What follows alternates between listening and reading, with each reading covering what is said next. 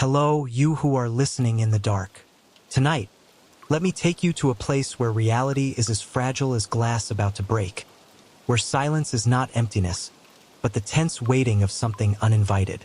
Close your eyes, if you dare, and listen to the story of a house, doors that open by themselves, and the fear that took root in my soul, forever unable to shake off. It all started not at that house, but from a more distant memory, a haunting fragment that I tried to bury. It was a late afternoon at an old red wooden house, located alone on a dirt road with few visitors.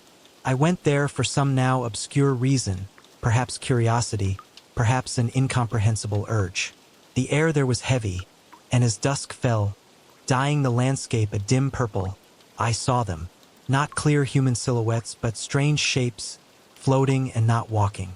They came towards me, no sound, no discernible movement, just a presence approaching.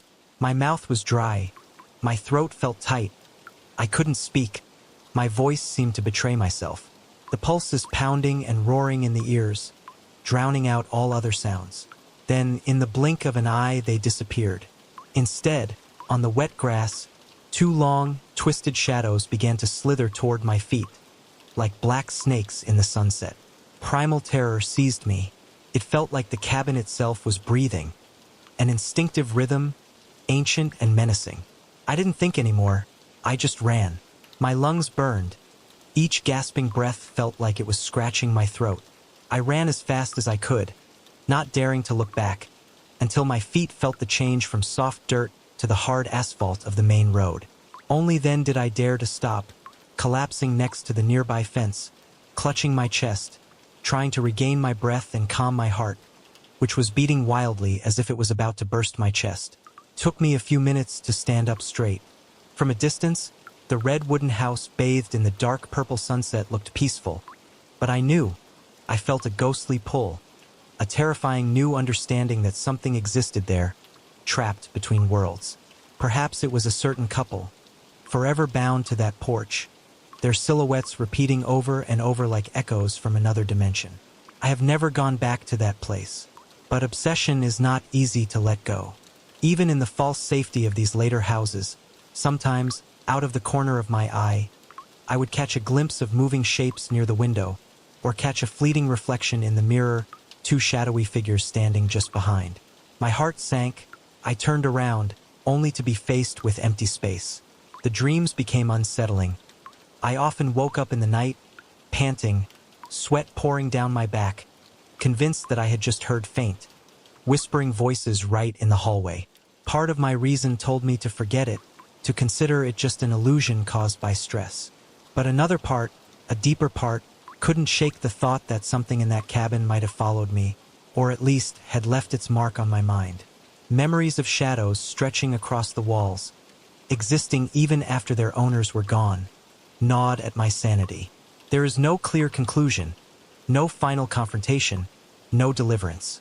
There is only the certainty that the cabin still stands there, silent, holding within its decaying walls a tear in reality, or a time loop that holds unfortunate souls. I escaped, if you can call it an escape. But sometimes, at night, in that fragile moment between dream and reality, right before waking from the nightmare, I swear I can feel myself there again. Hear whispering voices swirling around, see shadows writhe on the walls. And in that moment, I realized I had never truly been free. The cabin still waited, its presence lurking just beneath the curtain of the ordinary world. All I can do is stay away from that path, pray that those ghosts will forever be confined to their hidden space, and hope that the day when the line between their world and mine thins again will never come. Years passed. I tried to rebuild my life, looking for peace somewhere else. I moved into a small, modest one-story house on the outskirts of town. A small living room, a cramped kitchen, a short hallway leading to the bedroom and bathroom, and a spare room I used for storage. The house is quite old, probably built in the 50s, with the familiar creaking and crunching sounds of wood and metal over time. At first, those sounds didn't bother me. They were like the pleasant whispers of a place that was deeply rooted in the earth, part of everyday life. But then, everything started to change. That night, I sat up in bed, The air was as thick as a damp cloth pressed against my face, heavy and stuffy. My heart was pounding before I was fully awake, my ears straining, trying to detect the faintest sound in the night. My eyes gradually adjusted to the darkness, and I felt it, the unnatural stillness that enveloped the house. It was not peace, but a heavy, tangible silence, as if it had weight and was threatening to suffocate all my resolve. And deep beneath that silence, something else is lurking, a presence so subtle, elusive, but so alive that I felt like the walls themselves were holding their breath, waiting. That's when I realized the first thing. My bedroom door, which I was sure had been securely bolted just a few hours ago, was now slightly ajar. A silent opening looked out into the dark hallway. Just one look into that empty space sent a chill down my spine, and my pulse quickened with terrifying certainty.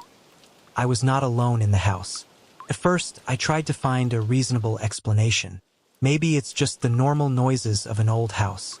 The movement of wood, the expansion and contraction of metal when temperature changes. But these sounds gradually became unusual, almost purposeful. Every night, in the dim hours between midnight and dawn, I began to hear the door hinges squeaking softly in the house. Not one door, but many. Next was a gentle click sound as the door latch opened. When I work up the courage to wake up to check, I always discover the same thing. All the doors in the house, the bathroom door, the storage room door, even the closet door, are wide open. It was as if an invisible guest had just walked around the house, quietly opening each door on his way. My mind screamed for a logical explanation. First, I thought about drafts. There may be gaps at the bottom of the door that I didn't notice. I carefully covered the door frames with duct tape, sealing any possible air leaks. But the doors continue to open at night. Then I suspect the wood is warped due to age or the hinges are old. I do not regret the effort and money. I replaced all the hinges and installed new, more secure latches. Some nights, I even used heavy chairs to block the bedroom door and storeroom door. But the results remain unchanged. I still woke up to find them mysteriously unlatched, the doors half opened silently in the darkness, and the chairs pushed aside, as if gently pushed aside by an invisible force. Helplessness began to gnaw at me. I felt like I was fighting a ghost, an invisible, unstoppable enemy. And then, on a damp, moonless night, the clearest, most terrifying evidence appeared. I heard the familiar noise again, the soft creak of wood. This time, it wasn't the sound of a hinge, but the sound of a chair leg sliding across the hardwood floor in the hallway. My heart seemed to stop beating. I rushed out of the bedroom, flashlight in hand, shaking. The chair I had used to block the storeroom door was sitting at an odd angle, tilted, half leaning against the wall, but somehow still maintaining its absurd balance. And then I saw them. Leading from the main door to the living room were wet footprints. They were vividly outlined by the moisture on the dry floor, shimmering dimly in the weak light of my flashlight. The strange thing is that the rest of the floor is completely dry and warped. There was no sign of rainwater splashing in, no leaks from the ceiling. I stood there frozen, my eyes glued to the strange traces. My breath trembled. My tongue felt stuck to the roof of my mouth. My skin was covered in goosebumps, and every hair on the back of my neck stood up. These footprints are roughly the same size as my feet, but the shape is completely different. They looked unusually elongated, and the toes seemed long and twisted, as if designed for clinging or crawling rather than for walking. When I reached out my hand to touch a small puddle of water left in the footprints, a bone-chilling cold passed through my fingers, a cold unlike the temperature of ordinary water. I almost went crazy searching around the house for an explanation. The ceiling is dry, the walls are not damp. Those wet footprints suddenly ended right in front of the storeroom door, the empty room I used to store things. Past that point, not a trace remains. I tried to calm myself, reminding myself that I was a realist, someone who believed in science and reason. Surely there must be some simple explanation.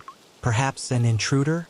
The thought made me shudder, but it seemed more plausible than a ghostly visitor with deformed legs. The next morning, my first action was to call a locksmith.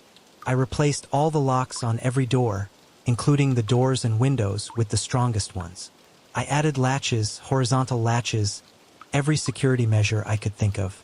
Even the doors inside the house are equipped with new hardware. That night, I waited in tension. I checked and rechecked each lock, tightening them. Then, in an almost paranoid act, I pushed the heaviest pieces of furniture in the house to block every doorway. I know I look ridiculous, but I can't sleep without doing that extra step. Around midnight, I lay awake in bed, straining my ears to listen to every little noise. The house was oppressively silent. The silence was so heavy that my ears began to ring, as if my mind was trying to fill the sound void with its own hum. And then, in the middle of that tense vigil, I heard it. The unmistakable groan of a wooden door being forced open. The sound was slow and steady, as if some invisible force was slowly pushing it out. My heart jumped into my throat. For a moment, I was completely paralyzed, pinned to the mattress by extreme fear. My breathing became shallow and rapid. My palms were wet with cold sweat. My mouth was as dry as old paper. I could barely hold the flashlight steady in my shaking hand. I have to force myself to take action.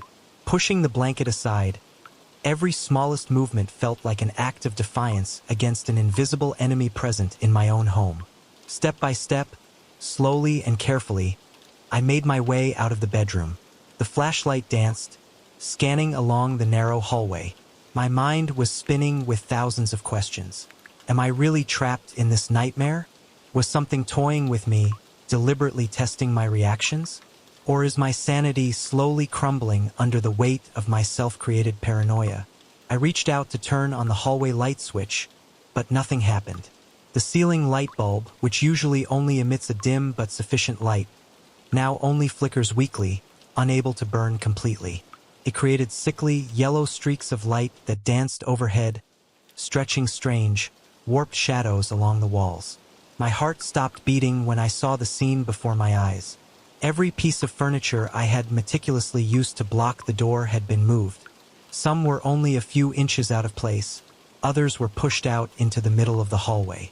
And the doors to the room, the doors I had locked and blocked, were now wide open, their hinges creaking softly in the still air like a mocking laugh. A cold breeze, from unknown source, wafted through the hallway, even though I was sure all the windows were tightly closed and barred. My insides twisted with increasing confusion and fear.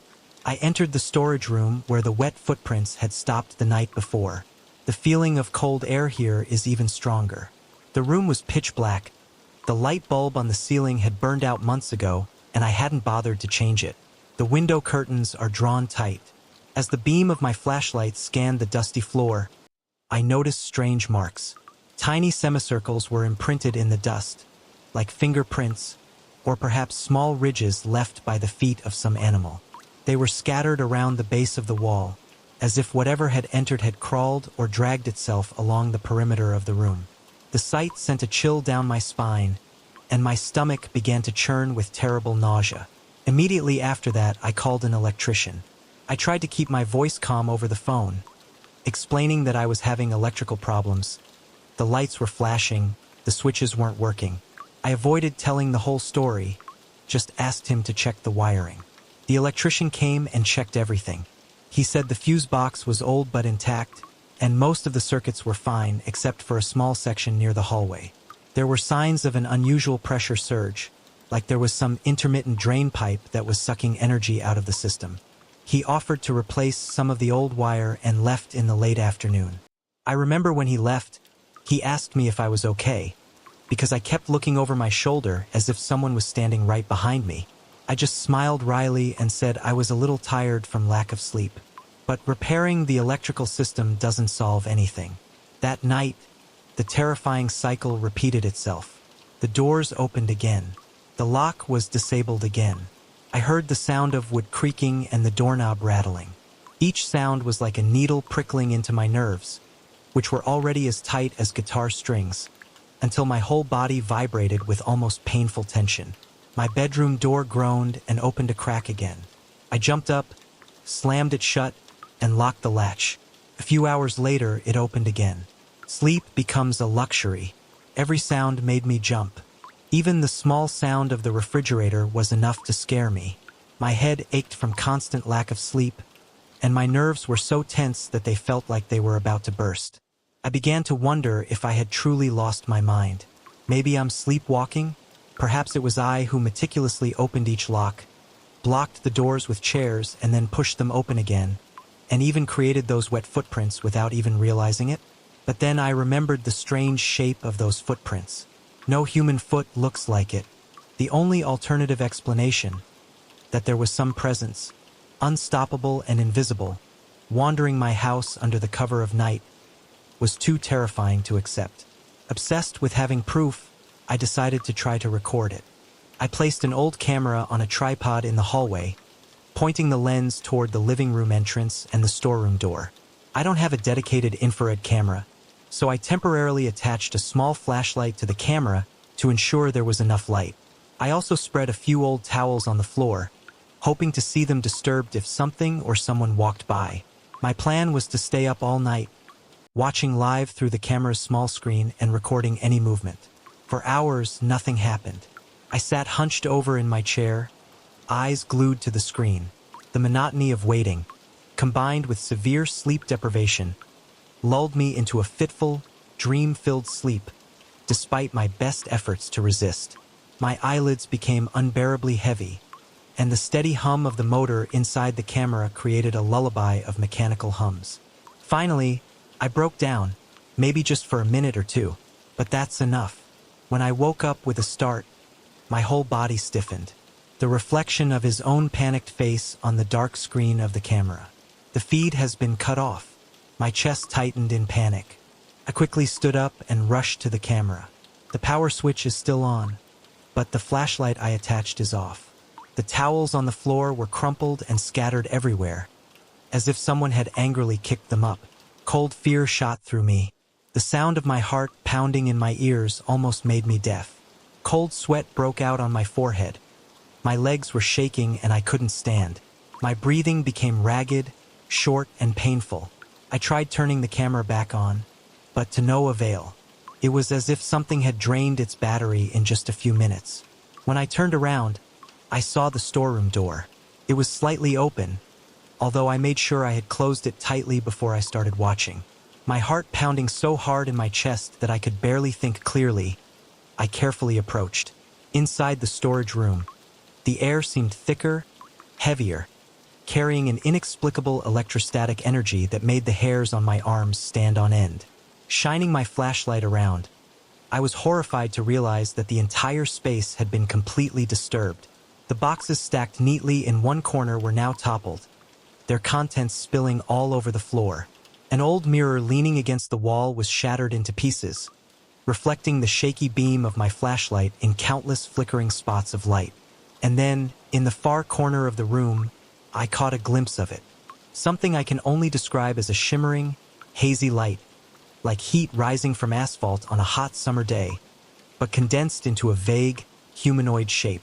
It flickered, twisted in the air, then disappeared almost immediately. My heart felt like it wanted to jump out of my chest. In that moment, I doubted my sanity more than ever. I must have imagined it, I told myself. Maybe it was just the strange reflection of the flashlight on the broken mirror shards. But deep inside, an ancient, instinctive fear told me that I had actually seen something.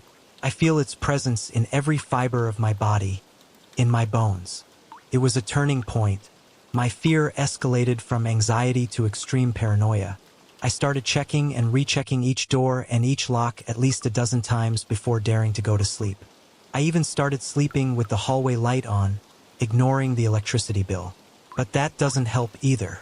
Some nights, the hallway lights automatically flicker and then go out, engulfing me in darkness so thick I feel like I can taste it. Other nights, the feeling of being watched is so intense that I wake up, drenched in sweat, heart pounding, adrenaline rushing through my veins. My friends at work began to notice a change in me. They asked me why I looked so restless, tired, and jumpy. I always dodged their questions, giving vague explanations about insomnia and work stress. A kind colleague advised me to see a therapist. I just nodded politely, but inside I was full of contradictions. On the one hand, I longed to help, to share this burden. On the other hand, I fear that any doctor will think I'm delusional or paranoid.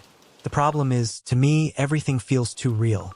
I could still feel the doorknob twisting in the middle of the night, still hear the sound of metal hitting wood, still feel the invisible presence pacing the hallway, checking each door, as if patiently waiting for me to step out. I can't bear it anymore.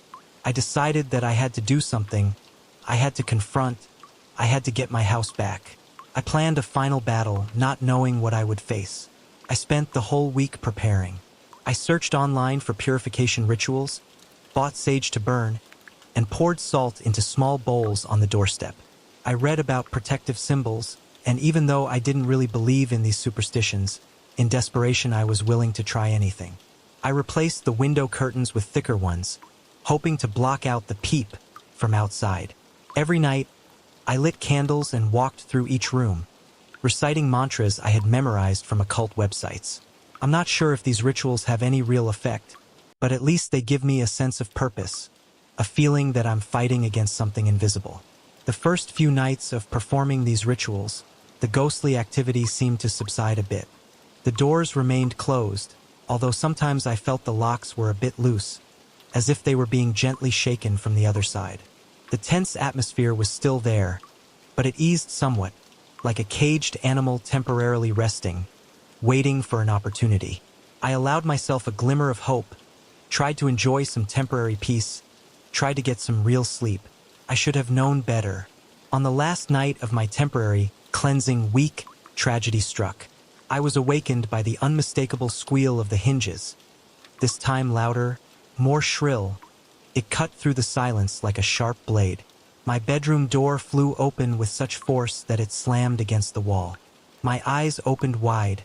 My whole body stiffened in horror. I sat up in bed, the flashlight in my hand shaking, cold sweat running down my temples. The hallway was bathed in a sickly yellow light from the desk lamp I left on. My stomach tightened into knots when I saw them again. Wet footprints, huge and oddly shaped. This time, they didn't just stop at the living room, but led straight from the middle of the living room to the doorstep of my bedroom. Each footprint sparkled under the light, emitting a dim, almost luminescent light, not of this world. A choked sob escaped my throat, half a gasp, half a cry of fear. And then, standing right in the doorway, I finally saw it more clearly. It was like the faint shimmering light I had glimpsed in the storage room, but this time, its outline was clearer, though still transparent and distorted. It had the silhouette of a human being, but unnaturally tall and horribly distorted, as if every joint had been bent at unnatural angles. It stood there, motionless, for just an eternity. I was completely paralyzed by its strange, inhuman presence. My breathing was shallow, my limbs trembled uncontrollably, and cold sweat soaked the t-shirt I was wearing. Every hair on my body stood up in primal terror. Then, without warning, the shape began to move. It did not step forward, but like a pulse, it flickered, disappeared from sight for a split second, and then reappeared, about a foot closer. My heart was beating so hard I thought it might burst. My vision started to blur at the edges. I tried shining the flashlight straight at it. That's when it seemed to step back a bit and let out a sound. I didn't hear it with my ears. I felt it more a high-frequency hiss, like static electricity, echoing deep inside my skull. Acting purely on instinct, I staggered back, almost falling off the bed. Mustering up the last bit of courage I had left, I forced myself to move. My legs felt like they were about to collapse from the rising fear, but I still tried to step back into the hallway, still holding the flashlight pointed straight at the other entity, ignoring my dry throat and racing heartbeat. It didn't chase immediately, it just stood there, its shimmering form as if watching me. As I backed up to the storeroom door, I heard the door slam shut violently. Bam! The sound echoed in the still space, followed by absolute silence. I stood there, panting, my mind spinning between reality and fantasy. Finally, the adrenaline rush began to subside, and I realized this was my chance. If that thing has retreated even temporarily, I need to leave. I have to leave this house immediately, at least for a while. No matter how crazy the thought seemed, I had no other choice. I hurried back to the bedroom, grabbed the bag containing the necessary items that I had prepared a few days ago, in case of the worst-case scenario. The car key in my hand was still shaking. I rushed out of the house, not daring to look back. My lungs sucked in the cool night air outside, and for the first time in weeks, I felt the oppressive pressure on me replaced by an emptiness, albeit one filled with fear. I drove aimlessly, just going as far away from that house as possible. Finally, I stopped at a cheap motel on the outskirts of town, where old neon lights hummed and flickered dully. My nerves were still as tense as a string. My hands were shaking as I checked in. Lying on a hard bed in a small room with worn-out furniture, I thought I would feel relieved and safe. But instead, I was faced with a more disturbing realization. That presence need not be limited to my home. It felt like it was attached to me, or there was some invisible connection between us. Even as I tried to fall asleep, my mind was haunted by images of wet footprints and that shimmering, twisted figure. I feel, to this day, that I never truly escaped. After that terrible night, I never went back to living in that house again. Occasionally, I only dare to drive back during the day, for a few short hours, to check the mailbox, making sure there are no stray animals breaking in or any other unusual signs. From the outside, everything looks strangely peaceful. The floor is dry, the furniture is in place, the doors are closed. But when I stepped inside, that tension was still there, thick in every room, like a whisper that nothing had really changed. Standing in the living room, I still felt that invisible gaze following my every move, as if the walls themselves had eyes. I can't stay long. My heart was pounding again, and I quickly locked the door and escaped, only feeling safe when the house had shrunk in the rearview mirror. I don't know if I will ever find a true sense of peace again. Doors that open by themselves, wet footprints, distorted shapes in the dark night. These memories stick to me like shadows, creeping into my mind every time night falls. Part of me dreads the day when I might have to return, to confront whatever is lurking there again. But another part whispers that maybe eventually I will have to, because that fear, whatever it was, had built a home in my thoughts, patiently waiting for my return. And sometimes, when I close my eyes in the dark of a strange place, I still hear the slow, steady click of a door opening, as if beckoning me back to the darkness I've been trying to escape. The creepy background music gently returns and grows louder and then stops. Hope this story satisfies your needs and makes for an engaging video for your YouTube channel. Wish you success. Welcome to the hidden corner of the night, where whispered stories creep into the mind as the world falls silent. Tonight, I want to take you to a remote place, a house hidden in the quiet countryside, where the boundary between reality and fear becomes frighteningly thin. This is not just an ordinary haunting story. This is a journey into the depths of isolation, into an invisible presence that gnaws at reason, and into the indelible memory of a place that seems to exist only to devour the souls of those who dare enter. Is it truly supernatural, an ancient entity lurking in the shadows, or merely a manifestation of your deepest fears, amplified by solitude and darkness? Whatever the answer, that place changed me. Forever. No matter how much time has passed, those long nights in the suffocating darkness, the feeling of being hunted by an invisible observer, still haunt me like it was yesterday. I escaped, but at the cost of carrying the memory of its cold breath on the back of my neck, a constant reminder of the terror that once touched me. It all started one night in late fall, when I drove to my uncle's house. The countryside was immersed in an almost absolute silence, so much so that every sound of gravel crunching under the wheels, every gentle sound of the engine, seemed to echo into the invisible walls of the dark night. Dense dark clouds obscured most of the moonlight, leaving only a faint, weak silver glow, not strong enough to penetrate the thick night. The only guiding light was the lamp on his porch, which flickered erratically and irregularly, like the heartbeat of a dying creature, sometimes bright and sometimes dim, casting strange shadows on the old wooden wall. The moment I turned off the car's engine, a strange feeling of insecurity took over me. The first thought that crossed my mind was that I should have turned around and driven straight home, back to the familiar safety of the noisy city. But I promised you, He was away on business for a few weeks and asked me to take care of the house. My uncle was a kind, somewhat eccentric man, and he loved this remote place very much. So I tried to brush away the feeling of anxiety that was churning in my stomach, telling myself that it was just fatigue from the long trip and the unusual stillness of the countryside. That was my first mistake, a serious one, ignoring my instincts. I have never been a superstitious person. On the contrary, I always pride myself on my composure and reason. But from the moment I set foot on the yard covered with dry leaves, a heavy, oppressive silence weighed heavily on my shoulders. It's not like the peaceful quiet of the countryside. The air seemed unusually stagnant and cold, even when the autumn wind only gently stirred the tops of the trees. It felt as if the very atmosphere was working against me, making each breath difficult and heavy. I tried to calm myself, reminding myself that it was late, and this house was miles away from the nearest town, a natural isolation that would create that feeling. But that feeling of insecurity never disappeared. It kept hovering around me like an invisible ghost, clinging to every step, making the hair on the back of my neck stand up. I unlocked the front door, the dry click of metal echoing deafeningly in the silence. Inside, the house welcomed me with a musty smell typical of places with few people, mixed with the smell of old wood and dust that had accumulated for a long time. The first night, I decided to go around to get acquainted with the space. The house is quite small, simply decorated.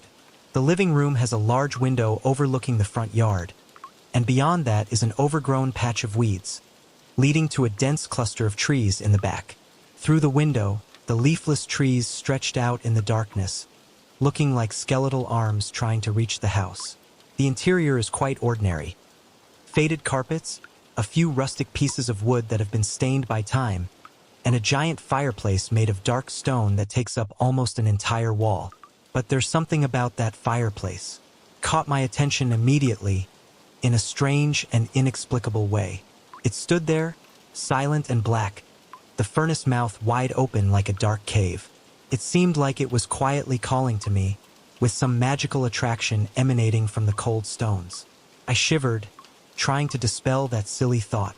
The long and tiring drive let my imagination run wild. I decided to go to bed early.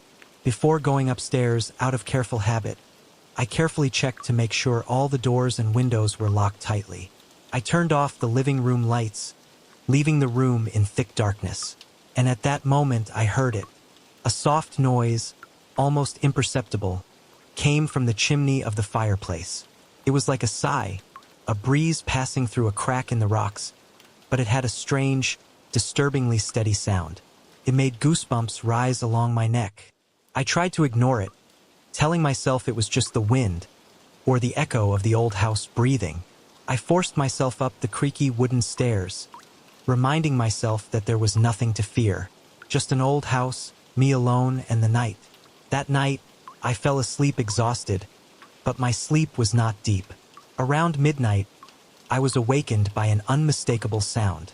A laugh, not a happy laugh, but a chuckle, hoarse, dry, like the sound of sandpaper rubbing against each other. It drifted through the heavy silence of the night, coming from just outside my bedroom window on the second floor. My heart almost stopped beating, chills down my spine. My mind frantically searched for a reasonable explanation. Could it be some drunken vagrant passing through the grounds? Or did some wild animal make a strange noise? I held my breath and listened, every muscle in my body tensed like a string. I glanced at the clock on the nightstand. The dim electronic light showed the number 2:49 a.m. The laughter died suddenly, as quickly as it had appeared, as if suffocated by the oppressive night air. I waited, my heart still pounding in my chest, but nothing else happened. There was only silence, heavier and scarier than before. I was alone in that dark bedroom, my eyes wide open, staring at the ceiling aimlessly. Finally, exhaustion overcame the rising terror. I slowly drifted back into an uncomfortable, restless sleep, filled with unclear, haunting images. The next morning, the sunlight brought a faint comfort, temporarily dispelling some of the gloomy atmosphere. Light filtered through the curtains, showing tiny flecks of dust dancing in the air, and the house looked less scary in the daylight. I tried to reassure myself that the laughter was just part of the nightmare, a product of a tired and stressed mind. I walked down to the living room, approaching the giant fireplace that had caught my attention last night. And then, a cold feeling of fear twisted in my stomach again. Something about that space has changed. Distinctive. Took me a while to realize it. The ashes in the hearth, which should have been a random mess, were now strangely arranged. They formed what looked like crude symbols. Odd geometric shapes, intersecting lines, and what looked like intricate spirals, scrawled on the dark stone floor of the fireplace. My chest tightened. It felt like there was some cryptic, ghostly message being sent to someone, or something silently burned in the fireplace while I slept. The strangest part was that the ash still looked fresh, as if the fire had just gone out a few hours ago. I tried to tell myself that perhaps my uncle had started the fire before leaving, and that these were nothing more than random patterns that formed in the soot as the fire died down. Coincidence. But my intuition screamed that it wasn't. It's too obvious, too intentional. This incident worried me enough that I decided to remove them immediately. I found an old metal brush in the shed and went back to the fireplace. As soon as I touched the first ash drawings with my brush, an unusual sound rang out. A soft hiss, almost inaudible, reached my ears. It was almost like a faint, hoarse whisper, echoing from somewhere deep in the chimney. "Don't do that." My breath caught in my throat. I froze in place. Adrenaline shot through my veins like a bolt of electricity. My heart pounding so hard I wondered if it might explode from my chest for a moment. I stood there, motionless, trying to stay calm, trying to convince myself that it was just the sound of the wind, or that my ears were ringing from stress. After a few endless seconds, I forced myself to overcome my fear. I gritted my teeth and used the brush to scrape hard, sweeping away those strange ash symbols. I refused to let my imagination, or whatever is lurking in this house, get the better of me. I must maintain my reason. That same afternoon, I decided to take a closer look around the property, to make sure no one was actually lurking in the vicinity. The house is located quite isolated, surrounded by grasslands and forests. The rustic wooden fence surrounding the perimeter of the property had a few gaps, rotted over time, but was not large enough for an adult to easily sneak through without making a sound or leaving a trace. The main gate leading into the yard was locked with an old but sturdy lock. I checked carefully. There were no signs of break-ins or break-ins. The garden is unusually quiet. The weeds grew waist-high, and a gentle breeze made them sway, creating ripples like the surface of the blue sea. Standing alone in the middle of a large yard, under the weak sunlight of an autumn afternoon, I couldn't help but feel like I was being watched. There was a prickly feeling, like hundreds of invisible eyes were looking at me from every direction. From the house windows, from the darkness of the woods behind, from the gray sky above. I turned around suddenly many times, my heart pounding, half expecting and half afraid to see a certain face pressing against the window, or some blurry shape rushing quickly behind the trees. But I couldn't find anything. There was only vast emptiness and a heavy, breathless silence. I spent the rest of the day trying to clean the house, trying to focus on physical work to distract my mind. But strange events continue. Several times, the electrical system in the house flickered. The overhead lights in the living room and kitchen suddenly dimmed and then brightened unusually. The climax was when the light bulb in the kitchen made a pop sound and then turned off, leaving the room suddenly in darkness. That sound, even though it was small, was enough to make me jump, causing me to drop the glass cup I was holding onto the floor. The sound of glass breaking was deafening, cutting through the silence. My heart was pounding again as strange things continued to happen, and now I had even more trouble bending down to clean up sharp shards in the weak light coming in from the window. By evening, I had lost all appetite. As dusk falls, dyeing the western sky red, the house seems to take on a more sinister character. The trees in the yard, which looked quite peaceful during the day, now cast long, strange shadows, stretching across the yard like dark, bony fingers trying to touch the house.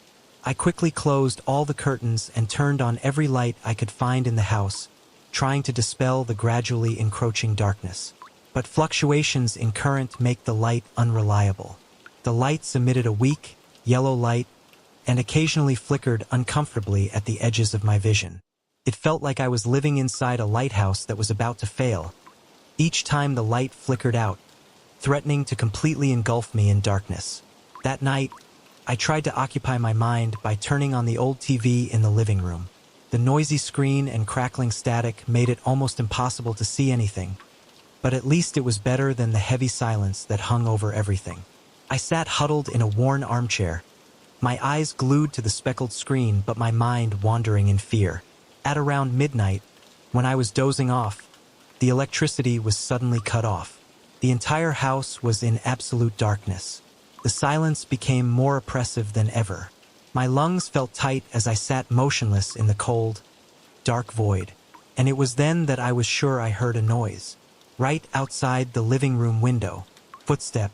Not normal footsteps, but heavy, dragging footsteps, as if someone was dragging something across the wet grass. The rustling sound, slowly, stopped, then continued. My heart felt like it wanted to jump out of my chest. I held my breath and strained my ears to listen. Then suddenly, the lights came back on. The TV started up with a loud crackling noise, almost making me jump out of my chair in shock. I sat motionless, my heart beating twice as fast, cold sweat pouring down the back of my neck. I spent the next hour in a state of extreme tension, too scared to move, just sitting there, listening to every little noise the house made. On the third day, fear prompted me to check the fireplace again. And what I feared came true. The pile of ash that I had carefully swept away the day before had reappeared. This time, they are no longer arranged in clear geometric symbols like before, but spread out into a new, chaotic and equally bizarre shape, like a scribbled map of hell. I could feel a distinct chill radiating from the hearth, as if a draft of icy winter air was seeping in from some secret chamber hidden behind the stone. My hands began to shake uncontrollably, and cold sweat beaded on my temples. The tension in my gut made me feel nauseous. I tried to tell myself again that perhaps my uncle had left the flue door open, causing the wind to blow in and make the ash fly around. But that explanation sounded weak and forced. I can't ignore the possibility that there's something else going on. Something that wasn't of this world, or at least didn't follow any logic I knew. Desperate for some reassurance, however slight, I decided to use my cell phone to call a friend in town. I tried to keep my voice calm, describing the strange noises and laughter I had heard, but avoiding mentioning the scariest details like ashes or whispers. My friend, with a calm and matter-of-fact voice, suggested that it could just be the sound of the wind blowing through the cracks in the old house, or the noise of wild animals outside, or maybe even my tired mind and overactive imagination playing tricks on me. Her voice brought me some temporary comfort, a glimmer of hope that everything had a reasonable explanation. But it couldn't completely silence the fear that was gnawing inside me. As soon as we hung up, the house seemed to become emptier, colder, and seemed a bit angry with me for seeking help from the outside world. By the evening of the third day, the constant worry had exhausted me both physically and mentally. My palms were always damp with sweat, and every little sound, the creaking of the floor, the whistling of the wind through the eaves, made me jump as if I'd been electrocuted. At dusk, as the last light of the day was fading, I decided I needed a distraction, something to do to keep my mind from wandering. I took an old broom and went out to the yard to sweep dry leaves, telling myself that manual labor could help me stay alert and less afraid. Outside, the sky had turned purple and gray, signaling a long night ahead. A cold wind arose, shaking the dry tree branches violently. As I bent down to sweep the leaves, I caught a glimpse of something moving at the edge of my vision, right by the fence at the end of the yard. A tall, dark silhouette passed quickly across the dark field. My heart rate skyrocketed immediately. I clutched the broom handle in my hand as my only self-defense weapon, a cold feeling running down my spine. I slowly walked forward, squinting into the growing darkness, trying to see if I could spot it again. But nothing. There was only the sound of grass rustling in the wind and darkness swallowing everything. Not daring to stay out another second, I quickly ran inside the house and slammed the door, locking it carefully. My breathing became rapid, gasping, and I could feel my veins pounding in my temples. The ghostly laughter didn't return that night, but I couldn't shake the feeling of insecurity, the feeling of being hunted. I paced endlessly in the living room like a caged animal. Occasionally, my eyes glanced toward the dark fireplace. Every time I pass by it, I feel a chill run down my spine, more clearly and intensely. It felt like something was stirring inside that darkness. An invisible entity was watching me with cold, invisible eyes. The more I walked back and forth, the colder the fireplace radiated, until I almost didn't dare go near that end of the room anymore. The house seemed to sense my rising fear, and it fed on that fear, making the air heavier, bringing with it an unpleasant, fishy smell like the smell of rusty metal mixed with a musty smell. Then the electrical system started flashing again crazily. Some light bulbs dimmed and then flashed again, creating strange, crazy shadows dancing on the walls. My breathing became shallower, more rapid.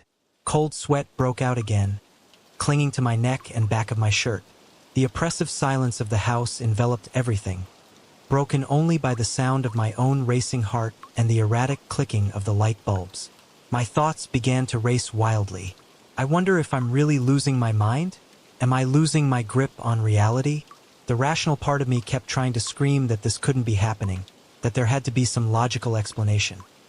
A faulty old electrical system, a strong draft in the chimney, a product of an overactive imagination brought on by stress and lack of sleep. But every sense, every cell in my body was screaming the opposite. Something sinister and ancient resides here. It's here, right in this house, and it's feeding my fear, growing stronger and stronger. I can't bear it anymore. I've decided. The next morning, I will leave this place. I told myself I would call my uncle, briefly explain the problems with the electrical system, and say that I didn't feel comfortable staying alone any longer. No housekeeping job is worth experiencing this kind of horror. Unfortunately, the night has not spared me yet. It also has other plans. At about 3 a.m., a new, more terrifying sound startled me awake from a light, restless sleep. Scratching sound. The sound of scratching and creaking against the wall came from downstairs. The sound was sharp, steady, like someone's fingernails or claws something is slowly, deliberately scratching the stone surface. My heart was pounding so hard that I felt like war drums were ringing in my ears. Blood rushed to my brain, making me dizzy. Trembling, I grabbed the flashlight from the nightstand and tiptoed out of the bedroom, down the wooden stairs that creaked under each step. I forced myself to investigate, even though fear was screaming at me to hide in my room. When I reached the living room, I shined the weak beam of my flashlight across the walls, especially the area near the fireplace. And I see them. Faint scratches, fresh, marked the cold stone surface of the fireplace. They look exactly as if someone had pulled hard with a fingernail, leaving shallow grooves in the stone. My stomach churned, and my throat tightened with terror. At that moment, the electricity was cut off again. The entire room was plunged into thick, sudden, and complete darkness. I didn't have time to react. I just stood there dumbfounded, the flashlight trembling in my hand like a scared baby bird. My mouth was so dry that I could barely swallow. I didn't dare go any closer to the fireplace. Then a new sound rang out in the darkness. Not a laugh, not a whisper.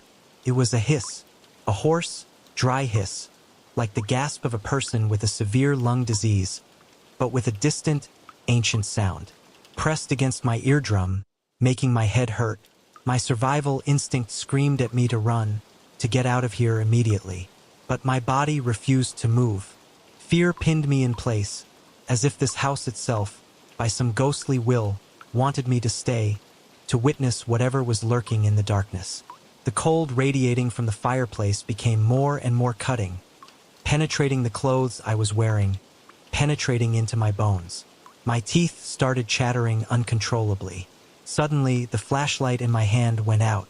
There was a small pop, and the single beam of light disappeared, plunging me into complete, utter darkness. My blood pulses like thunder in my ears. I waited, holding my breath, expecting to hear that mocking laugh again. or the hiss that commanded me to stop. But this time it was a different sound.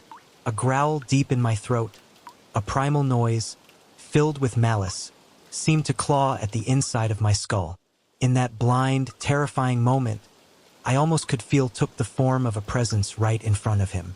Something twisted, invisible but extremely heavy and dark, was swallowing the air, swallowing the light, swallowing my sanity.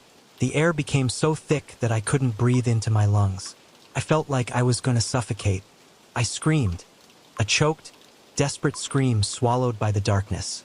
Then, with a flash of electricity from somewhere and a low hum, the power came back on. My flashlight also strangely came back on automatically. The weak light from the light bulb on the living room ceiling illuminated the room. But all I saw was my own panicked reflection in the dark window. My hands were shaking so much that the beam of light from the flashlight danced wildly on the wall, forming erratic, strange shapes. I glanced at the fireplace. Scratches on the stone. They looked deeper than before, more clearly. It was as if new cuts had been added, cruel and precise, the moment the lights went out. A strong urge to flee this house immediately, right then and there, surged through me. I didn't think any more. I turned around, ran upstairs, rushed into the bedroom, and quickly threw my clothes and personal belongings into the prepared backpack. I almost tripped on the stairs as I hurried down, heading for the front door. As I passed the fireplace for the last time, I heard that faint hiss again, like a silent warning, a threatening farewell echoing around my ears. It felt like it was the entity's last attempt to hold me back, to keep me from leaving. Outside, the wind had picked up fiercely, howling through the trees, bending them at unnatural angles, as if they were writhing in pain. The sky was pitch black, billowing with dense clouds, completely obscuring the weak moonlight. I quickly ran towards my car parked in the yard, fumbling for my keys in my pocket. Sweat ran down his face, mixed with tears of fear. My breathing became weak and ragged, and my hands were shaking so violently that I had to try 3 times to put the key in the ignition. When the car engine finally roared to life, I breathed a shaky breath of relief. Without wasting a second, I pressed hard on the accelerator, the wheels whirring on the gravel, leaving the ghostly house and that cursed land behind. However, escaping the house did not bring the real comfort that I expected. Even with the car's headlights illuminating the bumpy dirt road ahead, I couldn't stop glancing in the rearview mirror. A persistent, irrational fear haunted me, half expecting that I would see some formless entity hunched over, sitting quietly in the back seat of the car. My mind, deeply traumatized by what I had experienced, began to play tricks on me, conjuring up fleeting images of shadows moving quickly at the edges of my vision. Every muscle in my body felt tense. Blood pounded in my ears to the point that I could barely think clearly. My sense of reality was completely shattered by that house. When I finally drove home to my small, safe apartment in the city, it was almost dawn. I quickly locked the main door, installed a safety latch, then sat down on the floor in the dark, still shaking. I tried to breathe deeply, trying to soothe the nerves that had been stretched like strings over the past 3 days. But even the simple act of breathing feels like a daunting challenge. Every time I closed my eyes, horrifying images appeared. Hoarse voices whispering from the fireplace, sinister symbols drawn in ashes, cold giggles echoing out the window, scratches on the stone, and the feeling of an invisible, sinister presence always lurking in the shadows. Sleep that night came to me in short, fitful spurts, haunted by horrifying nightmares, half-formed images of darkness and nameless fear. The next morning, while changing clothes, I accidentally discovered new scratches on my arms. They weren't deep, just faint red streaks, but they formed strange spirals, exactly like the shapes I'd seen in the ashes of the fireplace the day before. I don't remember how I made them at all. I don't remember any incident that might have left those marks. They kept appearing, like a ghostly mark that house had left on my body. I never told my uncle the full true extent of what happened in his house. I simply informed him that there was a serious problem with the electrical system in the house, and I felt uncomfortable being there alone. He seemed a bit confused and surprised by my sudden departure, but he didn't ask for more details. Perhaps, deep down inside, he also knew something about his house that he didn't want to admit. Even now, after a long time, whenever I'm alone in a quiet room, I find myself mindlessly checking dark corners, listening for sounds that don't belong there. Late at night, if I happen to hear the faintest chuckle in the distance, maybe just the laughter of someone on the street, or from a neighbor's house, my chest still tightens in a familiar panic, the horrifying memories rushing back. Something took root inside me during those terrible nights in that house. It gnawed away the peace in my soul, leaving an invisible scar that will never heal. It is a constant, persistent reminder that there are certain places, certain presences, that exist beyond our comfortable, logical notions of reality. I'm still not 100% sure what I encountered in that house. Is it a trapped soul? A physical manifestation of my own extreme fear? Or something more ancient, more primordial, and completely inexplicable? I can't say for sure, but I know this.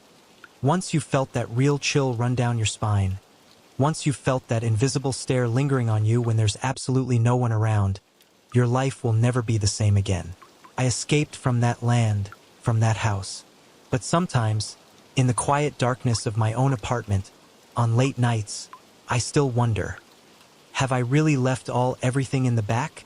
Or is there some part of it, a fragment of that darkness, that has followed me back, clinging to my shadow, and is still whispering ghostly words in my nightmares? And all of that. It all started with just a vague sense of unease, an ominous burden in the air, as if the house itself was holding its breath, waiting for me to enter,